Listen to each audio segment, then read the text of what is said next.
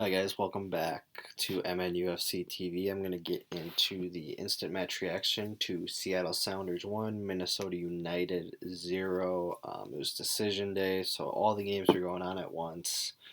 Um, we ended up finishing fourth, so we will have a home playoff game against the LA Galaxy, who lose to the Houston Dynamo today, so they actually did us a huge favor by winning. Otherwise, we would have not had a home playoff game, unfortunately, which would have stunk.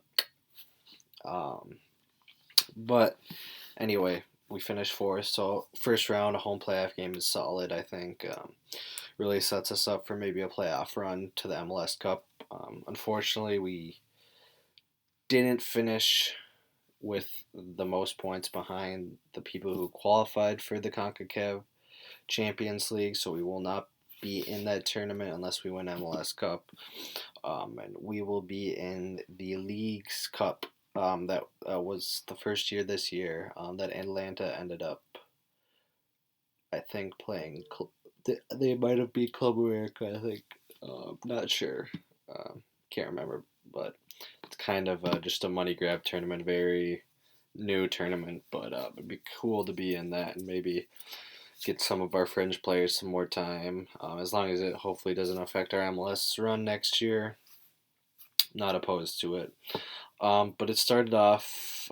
Seattle dominated the whole game. I thought we had our chances that popped up on some Seattle mistakes from the back line and um, some sporadic offensive creativity from us, which was sporadic at best. And this is going to be a huge problem going into the playoffs. Is our lack of finishing our opportunities when they do pop up. We never seem to be able to be clinical enough to finish them, like a lot of these other big teams. We're crying out for a goal scorer in the winter, I believe. Just someone who can help us get the ball up, but also can maybe score a goal. Angelo didn't play particularly awful, I thought, but he just can't score. Um, you just can't score at all. You just really can't. He had one ball that he should have been sent through, and he in one on one with the goalkeeper, and he flops, and he should have stayed on his feet twice, and instead doesn't. He flops over, and it was right for the goal for the ref not to call anything there. Even though I think it was a little just right outside the box, but early on in the game, Michael Parra picks up a yellow. Which I didn't think was a yellow. It was a foul for sure, but harsh for the yellow early that early. Um, and shortly after that, the 29th minute, excuse me,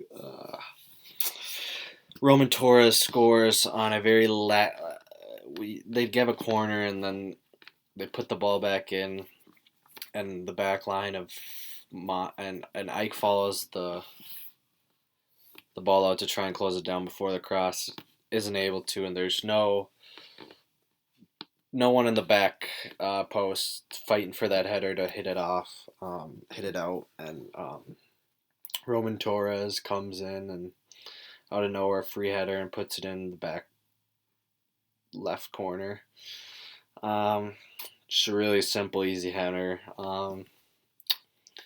and not the biggest fan of Roman Torres, to be honest.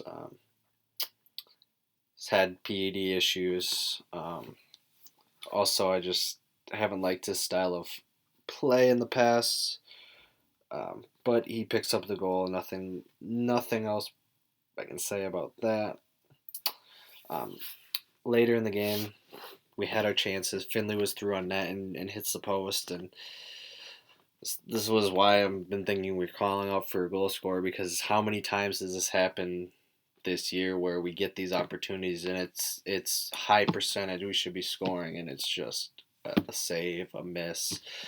A lot of them from Angelo, a lot of them from other players, but we need a goal scorer, and we just don't have one in the team.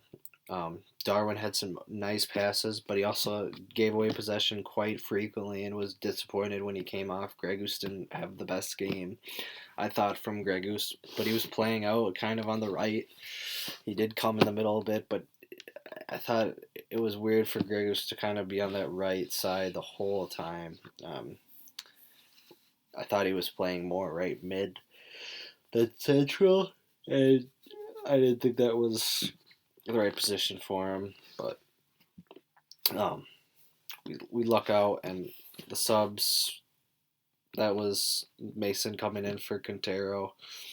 I thought we had some more opportunities with Mason and Angelo up top, maybe towards the end, but we really didn't. Like I said, we didn't take them. We had some header misses, and Molino has a shot blocked by Roman Torres, that a great dummy by Ethan Finley.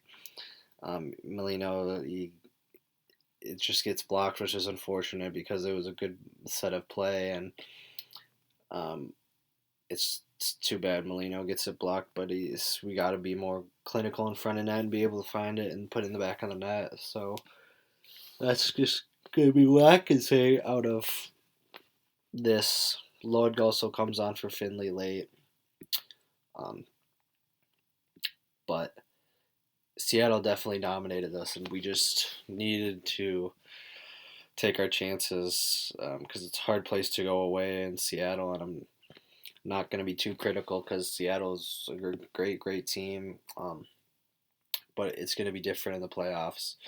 I thought Ozzy had a really good game and coming home to Seattle, and I thought Asani played all right.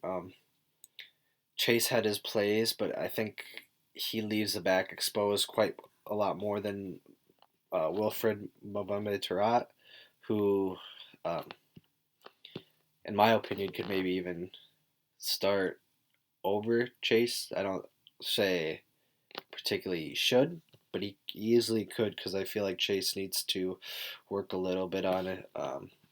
Some fine aspects of the game, getting back to defending and getting more dangerous balls, and he does all the right things. He does play very well. Don't get me wrong, but he does leave us exposed at the back sometimes, which is very dangerous. But that's gonna be it for me for the instant match reaction. Real short, simple. Shout out to the Houston Dynamo, like I said, beating LA because it was getting a little nervy at the end when LA was up and then they tied it, and then LA went back up and then Houston tied it. So that go-ahead goal really gave us the pressure off towards the end of the game. Otherwise, maybe Heath would have did a little bit different things towards the end because I knew they were getting live updates. But that's it for me for the instant match reaction. As always, come on, you loons.